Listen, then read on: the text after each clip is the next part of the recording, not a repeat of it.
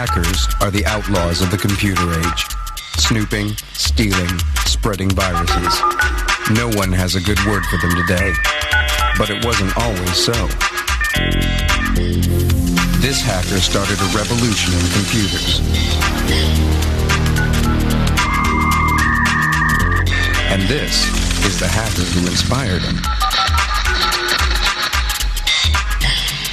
And this is the hacker who followed in their footsteps and paid the price.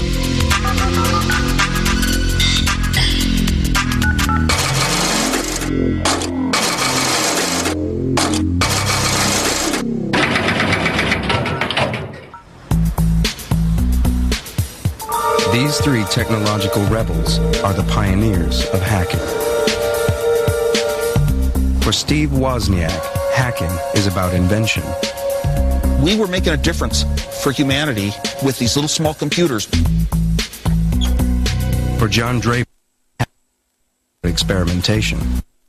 You know, take it apart and make it better, make it do different things, make it do cooler things.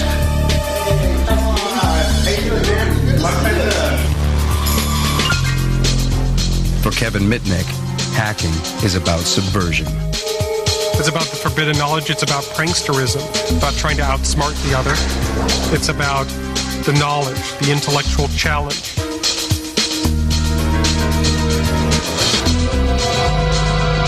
The word hacker actually had two meanings. Before it meant something about breaking into computers or something, it meant guy who sit all night long on any piece of borrowed equipment they can, trying to get programmed so ultimately perfect. Their stories reveal how hackers were the heroes of the computer revolution, but became outlaws in the world that they created.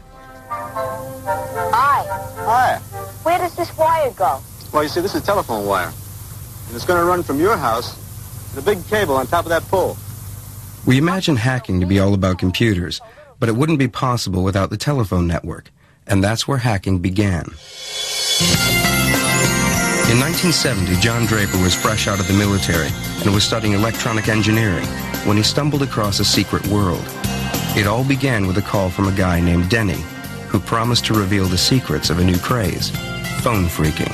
He started to explain to me about phone phreaks. I said, what's a phone phreak? And he was explaining to me, well, we play with phones. I said, yeah, I can see that. I said, well, what do you do with phones? And he says, well, we understand the system. I said, can you make free calls? He said, well, why don't you come on over? I got a couple of friends over here that want to talk to you. I go to the door. His dad answers the door. I says, I'm here to see Denny. He says, come with me. Takes me in his room, open up his room, and it's like pitch dark in there. He says, would you mind turning on the lights? Because they're all blind. They don't need lights. So we got to talking, and I said, show me one of these ways of making a free call. I'm really interested. We knew, of course, that it was illegal, and I guess part of the thrill of it, and it wasn't really just to rip out the phone company. I mean, it was the technical challenge to be able to do it. At a time when calling long distance was a luxury, phone phreaks found a way of doing it for free. Telephone networks were controlled by tones. Getting in was easy, with the right equipment. It came in the shape of a free gift in a packet of breakfast cereal. This guy, right here, the Captain Crunch whistle. And if you glue this hole right here, like this, that's 2600. When you blow the whistle into the phone, a little chink sound, that's the acknowledgement coming in from the other side saying, you're ready to process the call. Armed with a Captain Crunch whistle, phone phreaks could seize control of telephone lines anytime, any place, anywhere. In fact, one of the things that we used to do is to go to the airport, walk along blowing the whistle next to a bank of payphones and disconnect their calls. In the days when calls went through to operators, phone phreaking wasn't possible. But as human switchboards were replaced by mechanical systems, different noises were used to trigger the switches.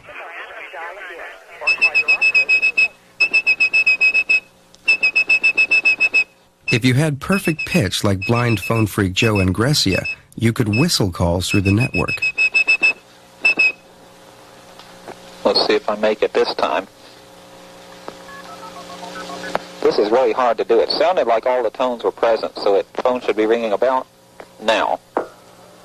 Okay, it hit the phone. It just takes a little while. He even showed off his skills for the local media. From his one phone to a town in Illinois and back to his other phone, a 1,000-mile phone call by whistling. Joe Ingressia says he used to do these things because he is fascinated by the technology. Those are the precursor to the hackers. Those are the founding fathers. For phone freaks like Captain Crunch and Denny, the telephone system was a huge technological playground full of sounds and switches to explore. 30 years on, they're getting together to relive their exploits. Hi, Denny. Hey, buddy. Going out. Long time no see. Yeah, how you doing? How you doing, Joe? Hey. What's going on, buddy? Denny. Here. Let's go phone tripping. I got to try out my new box. The golden rule was never freak from home. If you did, the phone company could trace you. During the time that I was with Denny, I would pile Denny up in the Volkswagen van. We'd go out to the absolute smallest rural area we could find on a map. Go out there and just camp out at a payphone and start hacking.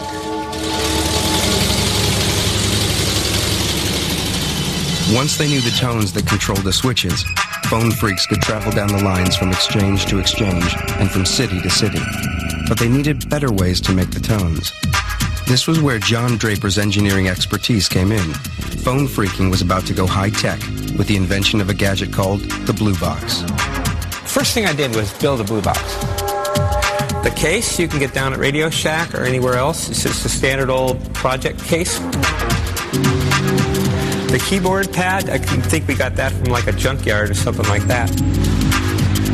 Here we go. The Blue Box is nothing more than a tone-generating device that generates a certain set of tones. And the phone company thinks these tones are coming from their own switching equipment when indeed they're only coming from you. Basically, it's the keys of the kingdom. If I wanted an operator in New York, I do key pulse 121 start, and it will connect me to the operator in New York. Your call cannot be completed.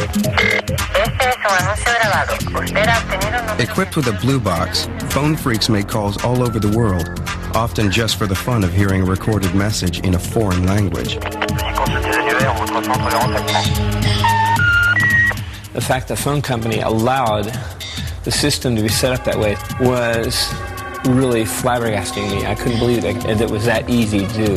KP 182 start. The patterns of the numbers really intrigued me. I was actually in an upper level access to the phone company. I was in a real raw level of access. Blue Box technology was freaking's big bang. The illicit network expanded, and before long, phone freaks were holding secret meetings on conference lines deep inside the system. Most people would just talk about phones. Most people would talk about, usual things kids talk about, their girlfriends and phones and things like that. We had a girl on here, from California. She played operator. She had a person-to-person call from Jerry Doyle in Miami. The conferences of those days were kind of like what the chat rooms are today. I'm in Florida, Derek. Hi. I never talked to you before. Are you in Australia? No, I'm in England. Oh, England. I can't tell the two accents apart, you see. It was a social place for me to meet my friend or friends that were in the same interest that I had. Gee, it's funny being on a conference without Big Mouth Jeff, man. It was kind of like a secret society. This is the smallest, lightest, most easily concealed blue box now made by underground scientists. But the secret society was growing. When phone freaks have a convention, people don't give their right names. Masks are given out at the door. The early phone freaks, I think, did their freaking with the hacker mentality. One of the most complex systems on Earth at that time was the phone system. And to be able to know its ins and outs was, a very rich field of discovery. There was a guy that called himself around the world, from the one payphone around the world with a payphone beside him. He's like, hello, and there's a lag, and hello, how are you? I'm fine, It wasn't just mechanical switches that the phone freaks learned to manipulate. They also became skilled at manipulating phone company employees, an art they called social engineering. Social engineering aspect of freaking, Denny was the expert on that. That's just the ability of going in and talking to people on the inside of the phone company making them believe that you're working for the phone company. Ron, how you doing?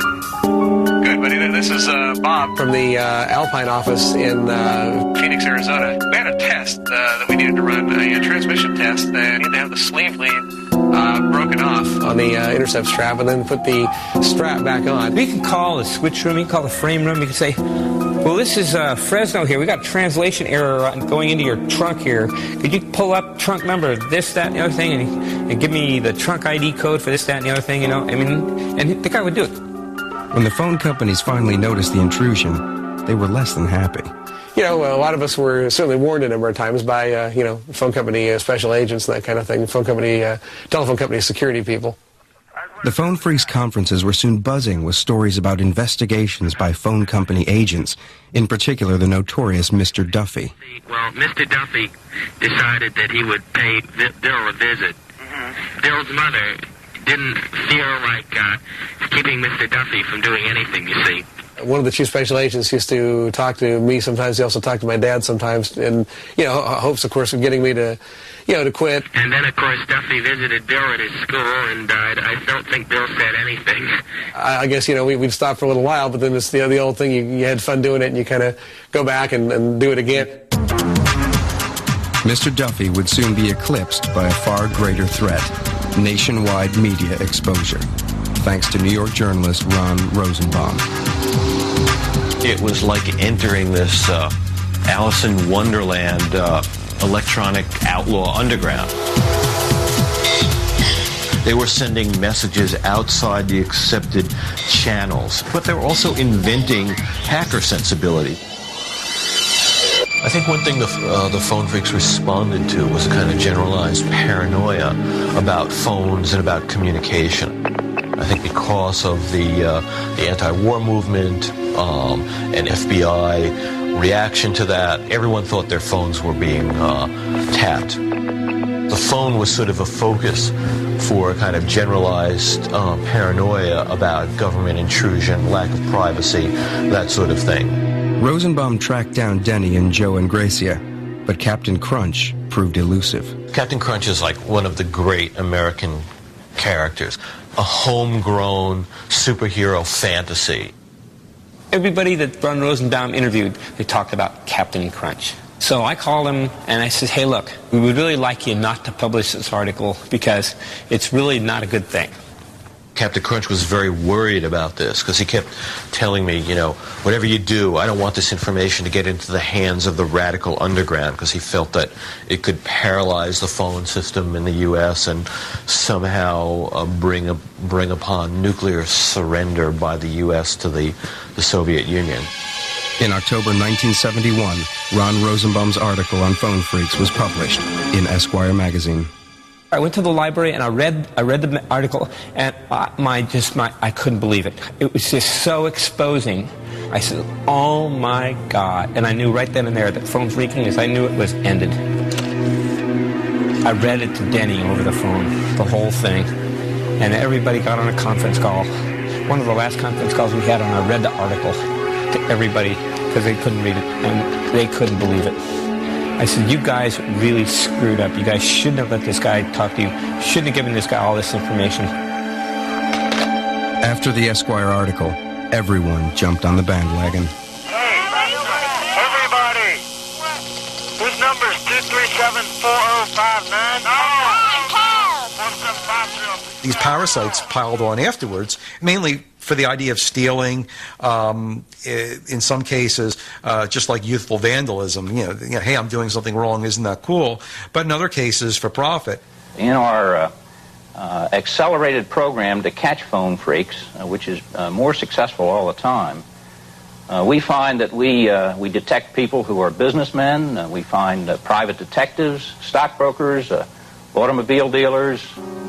We've even found some members of organized crime. The backlash hit the pioneers of phone freaking as hard as it hit the parasites. The LA people got busted.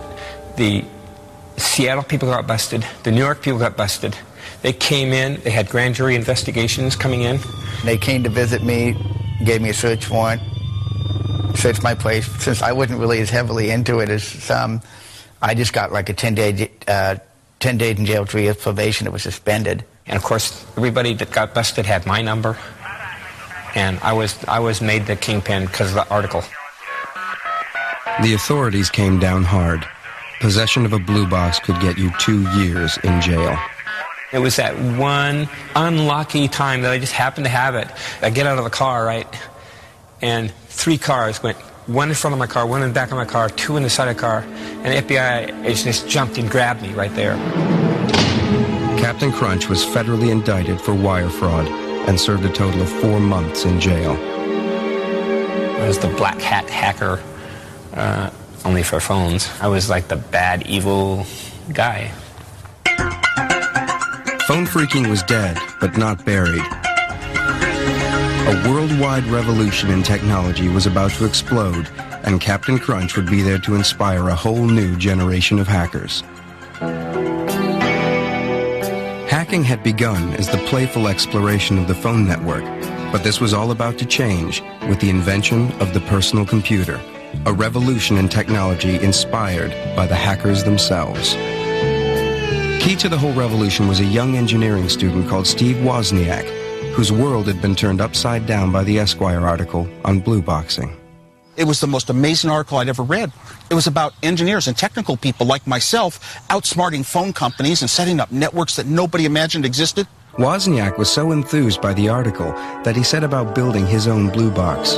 At first, I was just sticking some chips of my own design into a little blank board and soldering wires onto them. So when I got the blue box built, some of the tones were right and some were wrong. So we started looking for Captain Crunch. After his cover had been blown by Esquire, John Draper was trying to keep a low profile. He'd even stopped his occasional appearances on local pirate radio. Everyone said John Draper was Captain Crunch. So we put a call into the radio station. We asked for John Draper to call us. And they said, oh, he dropped out of sight right after the Esquire article. And we knew we had the right one. 10 minutes later, the phone rang. I said, oh my God, this is bad news. It was him, and he said he'd come up to Berkeley to meet us in the dorm. And I felt like, like if you were bringing the president home. I kind of walked into this thing not really knowing what was going on, and wanted me to show him how to use the blue box. He just built it. This guy was supposed to be, in my mind, so suave with the girls, and when he showed up at the door, he didn't quite fit the image I had in my head, but he said, I am he, Captain Crunch. And I says, look, you guys, I really don't think I want to do this. He said, it's cool, it's cool. God, I felt like a hero. I said, well, I guess it'll be okay, because I'm in a dorm, and it'd be pretty hard to track any one person making this call. And Juan says, can we call the Pope? I said, I guess so. So I got the number to the Vatican, and we called the Vatican, and we asked for the Pope. And he said, well, the Pope's not available right now. It's like 4 in the morning. Started learning codes that night from John Draper and from other people, and techniques to use in talking operators into things, and started practicing on my own over the weeks and seeing what I couldn't accomplish. And I think I was kind of scared that I could get caught. A couple of weeks later, Wozniak's car broke down. Luckily, he and his college buddy Steve Jobs happened to have their blue box with them. We'll try to make a blue box call back to our friends in Berkeley because they can drive us home. And Steve made the blue box call, and the operator came on the line, and he hung up all scared. And then made the call again, and she came on the line, and he hung up. He was just scared, and a cop showed up. He was inside the phone with a box in his hand. Oh, my God. The cop probably thought we were like druggies because I had long hair. Steve managed to pass me the blue box, and I got it in my coat pocket. And said, what's this? Well, if you push the buttons, they all made tones. So I said, it's an electronic music synthesizer. The cop says, sounds out of tune to me. He says, what's the orange button for? That's the one you seize phone lines with. So Steve said, that's for calibration. He says, well, it needs calibrating. This is scary. We knew we were caught. They got us in their car, 2 cops in the front seat, Steve and I in the back, and the cop in the passenger seat turned around. And the cop hands it back to Woz and says, a guy by the name of Moog beat you to it. Moog synthesizer.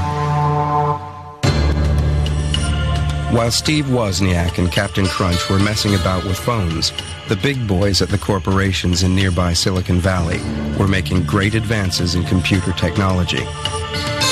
But in the early 70s, computers were still vast impersonal machines, serving vast impersonal corporations.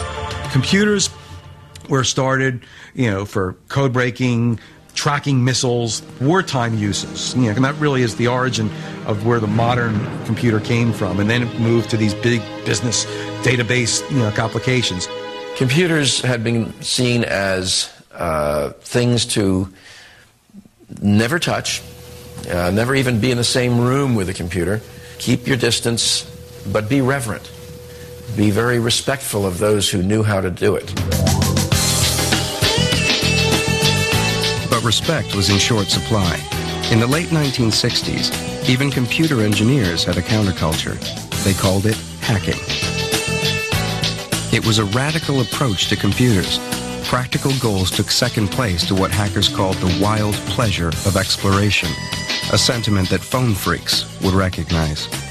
Phone freaking was learning how to use a technology, how to penetrate and utilize and expand a technology in ways that weren't generally available to the general public. In the same way, computer hacking is pushing the frontier, learning how to exploit computers and get them to do things that people said simply couldn't be done. For computer hackers to get their kicks, they had to get their hands on computers, which at the time was easier said than done. I had told my dad in my first year of college, someday I will own a 4K Nova computer. And he said, Steve, it costs as much as a house. I said, then I'll live in an apartment. I'm going to have a computer someday in my life. When computers were vast number-crunching machines costing $5 billion to develop, the idea of having your own computer, a personal computer, was inconceivable. Why would anyone want his or her own personal computer? That's ridiculous. It's like wanting your personal atom bomb or something like that. The bomb came in the shape of a new piece of kit called the Altair 8800. An article in a technical magazine appeared introducing the Altair, which was a computer kit that you could build. This so excited a couple people in the Bay Area, they decided to form a club, even before the pieces of these computers were shipped out. Just to talk about them and share information about them. And they called it the Homebrew Computer Club. 30 people eventually wound up one night in March of 1975 to stand in a garage and look at this box. Among them was Steve Wozniak, and contained within this box was a network which would come to fascinate him even more than the telephone system. Sitting in a garage, rainy outside and dark, and the garage doors open to the outside darkness, and they started all talking about these computers going around. The Altair was pretty meaningless as a box. It came out, and once you put it together and flicked the switches, you got it to run, and then you said, well, gee, this is real nice, but what can I do with it? What they did with it was program it to play Daisy. 15 years earlier, computer engineers had coaxed the tune from a machine the size of a house.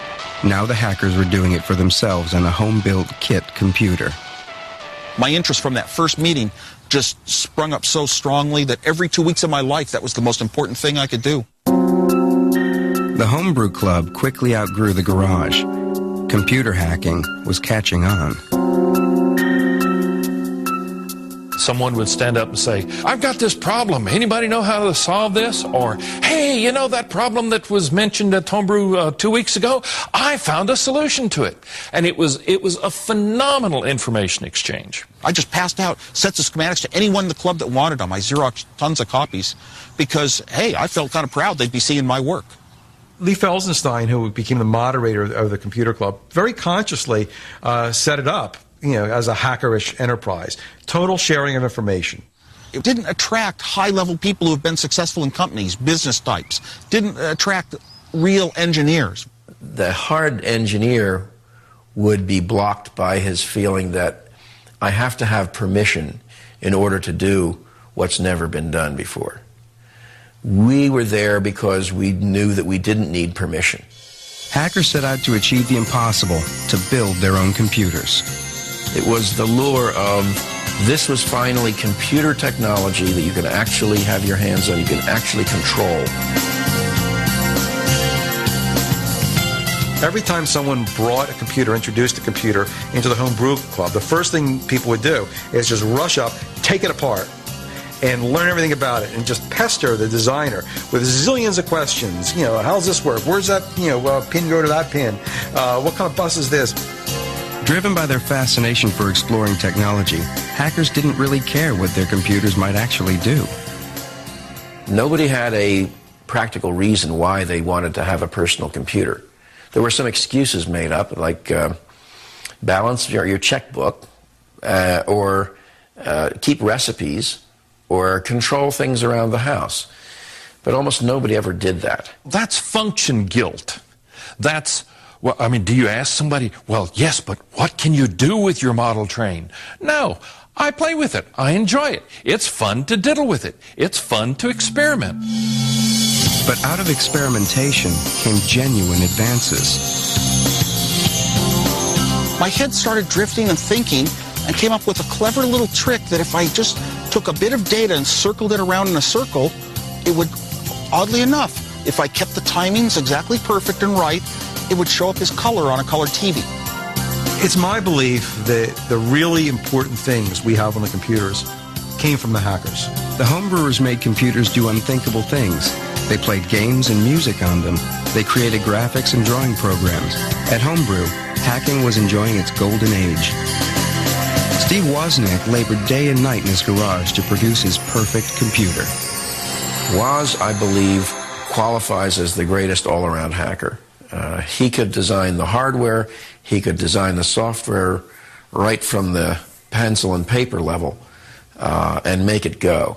If anybody ever looked at my circuit, they would start to see that, whoa, this guy doesn't just do straight designs like you're taught. He could see things that other people don't see, and make connections that other people don't make. What I love about hackers is that they have a different, maybe enhanced way of looking at the world to make those kinds of connections. Hackers would experiment with any hardware or software they could get their hands on, even if they didn't own it. But not everyone was into the idea of sharing. In 1976, the Homebrew Club received a stinging letter from another computer pioneer. As the majority of hobbyists must be aware, most of you steal your software. Who cares if the people who worked on it get paid? Most directly, the thing you do is theft. In what became a key moment in the history of the computer industry, Bill Gates wrote an angry letter to the homebrew people saying, wait a minute, I wrote this for money. You can't distribute this. This isn't free. This is work. Bill Gates' letter was a sign of things to come. Personal computers were about to become big business, as Steve Wozniak found out when his garage invention became the first Apple computer. In inventing the Apple I, he really didn't care about inventing a product. He just wanted a computer that would work the way he wanted it to, that had all the peculiarities to it and all the design features in it that a computer hobbyist would like to have. Steve Jobs, his high school buddy, who didn't do the hardware or the software, said, oh, hey, we could sell these things. And Woz says, well, cool, man. Wozniak and Jobs' new company quickly followed the Apple I with the Apple II. Woz's hobby computer was transformed into the hottest consumer product around.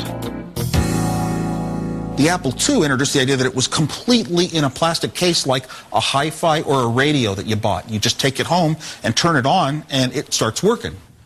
Assembling the first Apples by hand in Woz's bedroom, it had looked like a bit of a long shot. But the balance sheet at Apple soon told a different story. I got a phone call from Steve, and he said, guess what? I got a $50,000 order. When you're putting up a few $100 each, wondering if you're getting your money back, and he says he's got a $50,000 order, it is such a huge shake in your world.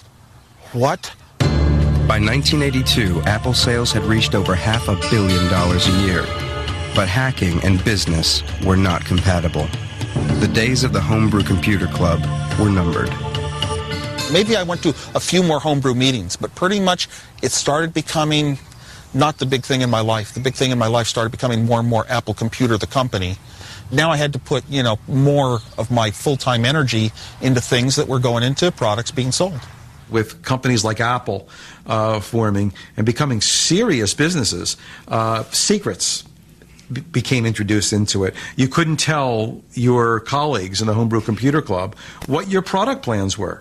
what you were working on, because competitors might be there and they would say, oh, Apple's doing that, let's get a similar project going ourselves. I think it ultimately led to the end of Homebrew. The Homebrew Computer Club met for the last time in 1986, leaving behind not just Apple, but 23 computer companies founded by its members. Hackers could claim to have created the modern world, but it was a world in which they would no longer be welcome.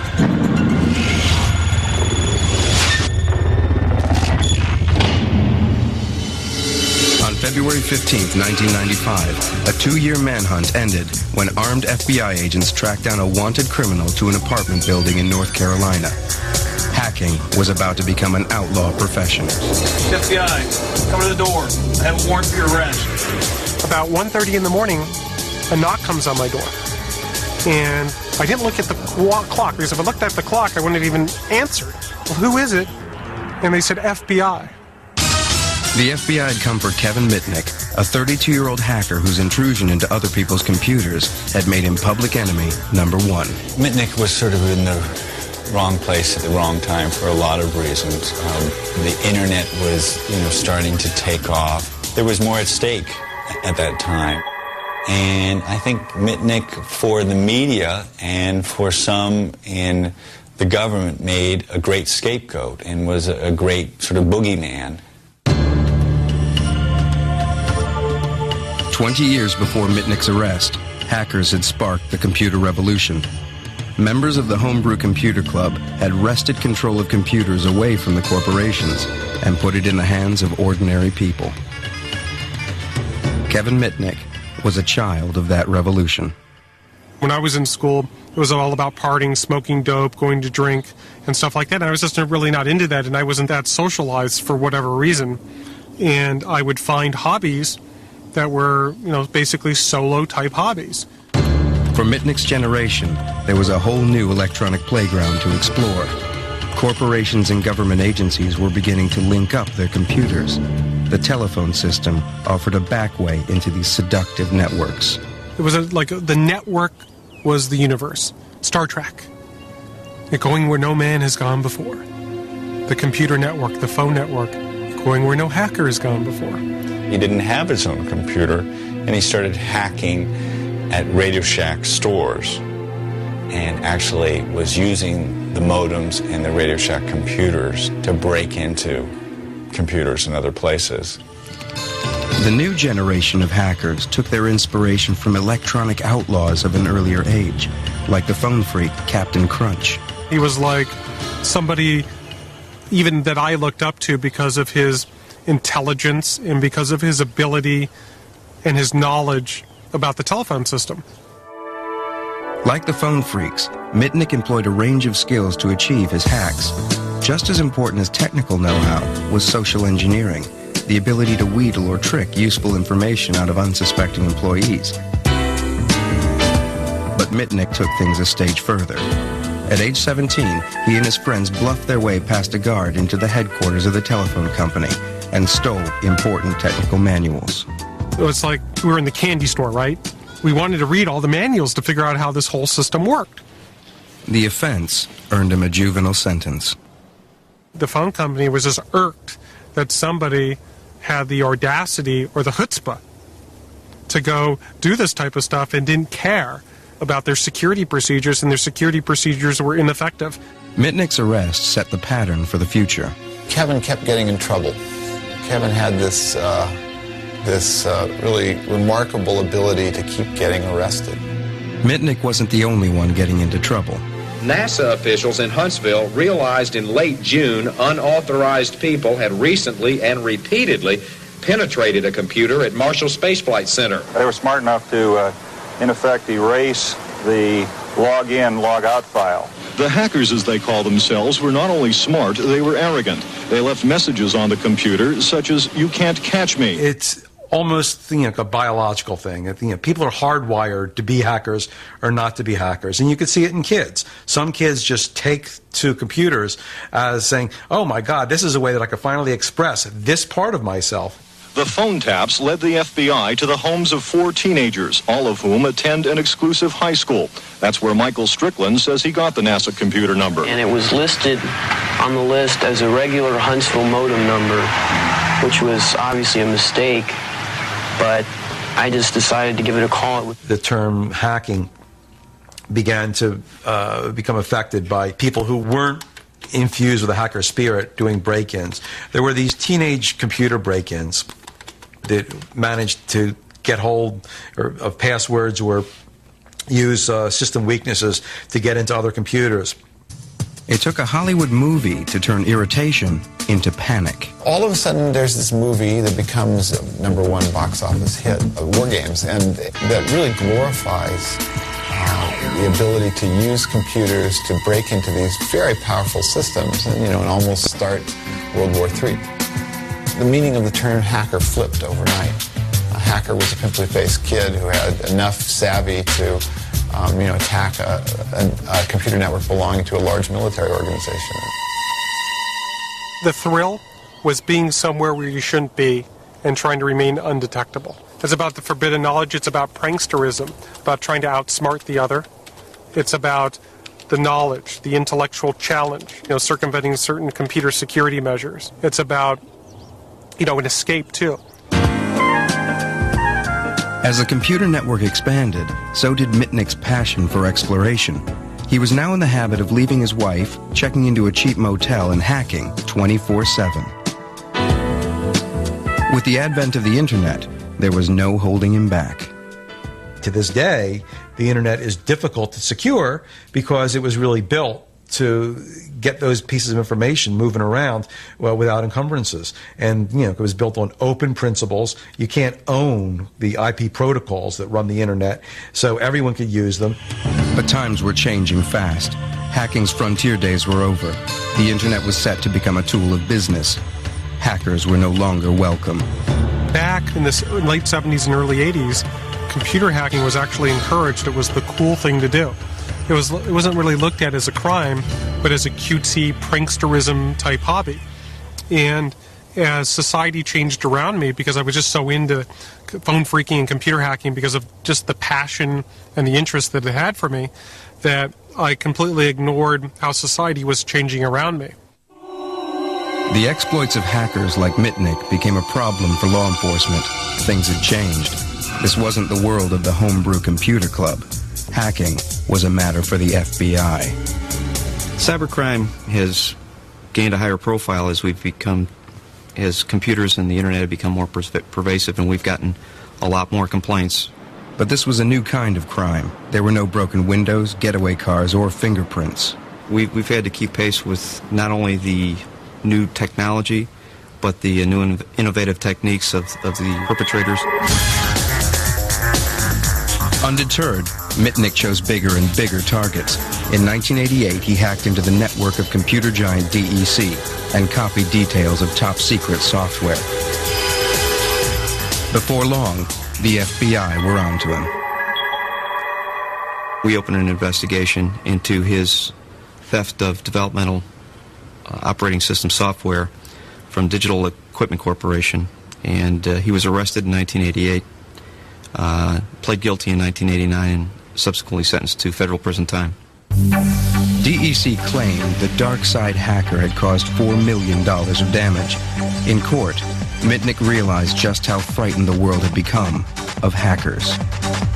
I had a federal prosecutor walk into court and tell a federal magistrate that if Mr. Mitnick got near a telephone in the prison that inmates could use to make collect calls, that he could start a nuclear war. And I'm sitting there in court, right? I'm going, well, the judge isn't that stupid. The judge really believed a lot of the hype in the case and put him in solitary confinement. So he threw me into solitary confinement for 8 months based on some fear that I could start a nuclear war from the payphone. He had, I believe, at most an hour out of his cell during a 24-hour day in shackles. And Mitnick was extremely bitter about this. In 1989, after a year in jail, Mitnick was released on probation in order to attend a rehabilitation center for what the judge had called his computer addiction. Eventually, he was allowed home to his father's apartment, but he was a marked man. The phone company were monitoring all 3 of my dad's telephone lines at our apartment. I wanted to find out who was behind it all and why. So I figured out who the investigators were at Pacific Bell that had this equipment set up. So I went about collecting intelligence. And how does one collect intelligence? By intercepting communications. So I was able to get their voicemail passwords for their voicemail system, like you have one for your home. I was listening to the messages and trying to gain any information they were discussing me. Well, the government characterized it as breaking into a computer. So they issued a warrant for violating my supervised release, and I was just pissed off. So I just said, hey, catch me if you can. When the FBI came to arrest Mitnick in December 1992, he was gone. He was on the run because he didn't trust the government and he didn't trust the FBI, and he believed if he talked to them, they would put him back in jail and he would be right back in solitary, and he'd do anything not to be back in that cell again. It was an adventure. I went to a town, went to a hotel, found a place to live, found employment at a law firm, and just started my life from scratch. But of course I had to build a past. And I did that myself by, built fake references, built an identity so I can support myself. What I did is I downloaded all the information of everybody that graduated with a computer science degree, and then I looked for a name that I would like. And I saw this name, Eric Weiss.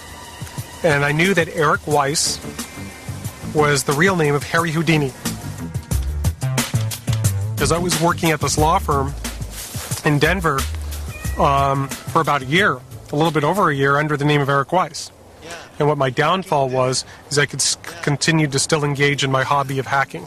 Mitnick could break into a system by calling people on his cell phone while he was walking home, conning managers, secretaries, even executives into information. Kevin was systematically attacking the computers of some of the world's largest cellular telephone manufacturers, and he was stealing their source code. Mitnick was now hacking with a purpose, to keep one step ahead of the law. By hacking into mobile phone companies and copying the blueprints to their phones, he was able to make untraceable calls. He was able to elude us by virtue of knowing the telephone and the computer systems well enough to know what could be figured out and how quickly it would take to do that. So he definitely played the systems well. He never had any idealized goal or any real objective other than to keep hacking and keep staying one step ahead of the FBI. Mitnick's notoriety soon spread. In the summer of 1994, the FBI's failure to catch their internet outlaw became front-page news, thanks to journalist John Markoff. It was simply a good story. I mean, here is a guy who has been arrested before, who's managed to use his skills to avoid law enforcement. I mean, that's a good yarn. He created the myth of Kevin Mitnick, the John Dillinger of cyberspace. I think there were more than 60 unsourced allegations stated as fact, such as breaking into NORAD, planning false news story about Security Pacific Bank, about wiretapping the FBI. Markoff's portrait of Mitnick tapped into the growing fears of businesses and members of the public who were just getting used to the idea of a life lived online. That was the time when the internet was being talked about, the World Wide Web was coming out, and people were actually saying, we can make use of this in our daily lives and in business. And if we're going to be using this in business, we're going to need to make sure that it's secure, because if I'm going to put in millions of dollars and I'm going to have customer information or company information available to anybody over the net, I want to make sure it's available only to those people who I want it to be available to. Every one of us rely on computers in our everyday lives. Transportation, banking, Wall Street. Somehow a computer touches us in everything we do. When we pick up the phone, it's a computer. And people they're not familiar with the technology, think that it's just this mystical, magical thing that this guy out there that's public enemy number one could manipulate and bring everything crashing down. When the FBI finally caught up with public enemy number one, he was living in North Carolina under the pseudonym Tom Case. FBI, open the door. Have warrant for your arrest. You got the wrong guy. Check the mailbox downstairs. Right away, I get on the telephone. I let my family know where I am because they had no idea that I was in North Carolina. I get a hold of my attorney. Just a minute. And I let him know that I had the FBI at the door. I ended up popping open the door just a crack to go, well, who are you? And right away, the door pushes in, and they go, are you Kevin Mitnick? I go, no. I said, I'm Tom Case, and why are you guys in my house? Don't you check the mailboxes before barging in on somebody? I acted very naive and angry. I go, do you have a search warrant? And they go, well, if you're Kevin Mitnick, we do. I said, well, I'm not this guy Mitnick, so where's your search warrant? Eventually, they said, well, we want to take you down to FBI headquarters and fingerprint you to see if you're this Kevin Mitnick or not. So I said, okay, absolutely.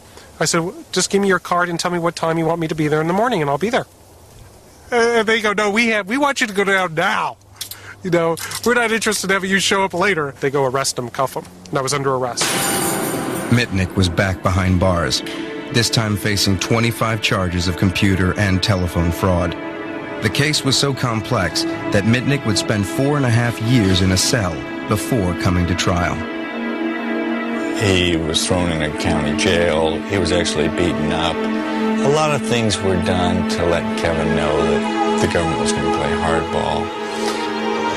The government made it clear that they might indict him in different jurisdictions, that he might have to face multiple trials. He did not get the evidence against him for a very long time. The only trial Kevin Mitnick got was in the New York Times and in the media. Mitnick stood accused of stealing $80 million worth of software from the companies he had hacked. In his defense, he laid claim to the hacker's ethos. Copying software was not theft. To do computer fraud or wire fraud, you have to deprive somebody of their money or property. Well, money wasn't an issue in my case, and property, when do you deprive somebody of property? Making a copy, are you really depriving that person of it? So gets murky. The government never alleged, or was it ever proven, that I intended to use or disclose that information. The information was the trophy. It was the proof of the hack. Mitnick may have been a folk hero for hackers, but others didn't see it like that. I think the terms of the game have changed dramatically, and the kind of moral justification you could make for hacking, in a sense, that spirit really resonated well with an earlier world, and I think it really is not possible to justify it today in the same way. In 1999, Mitnick was sentenced to 5 years in jail, most of which he had already served while awaiting trial. It was a longer sentence than that served by many killers. He was let out on supervised release early last year. So I'm under such stringent conditions of supervised release that if I were to touch this computer, I would probably get sent back to federal prison.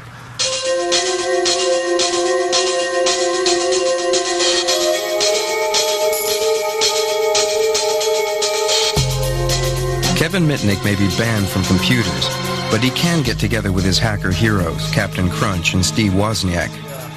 It's more sensationalist to make it sound like hackers are a threat to our lives and our securities and our money and everything in the world. And people who don't understand, curious minds, there's always going to be a group of bright kids that are a little bit technical and start looking beyond, what if this, what if that? These pioneers find it hard to come to terms with hacking's outlaw status. But the world has changed, and all that's left are fond memories and relics of the good old days. 30 years ago, 40 years ago, something like that. Does that bring back old memories? Yes, it does. There's, nothing I would trade for the success of Apple, except that year I'd never give up. 1 year at Berkeley. And before that, there is Captain Crunch whistle.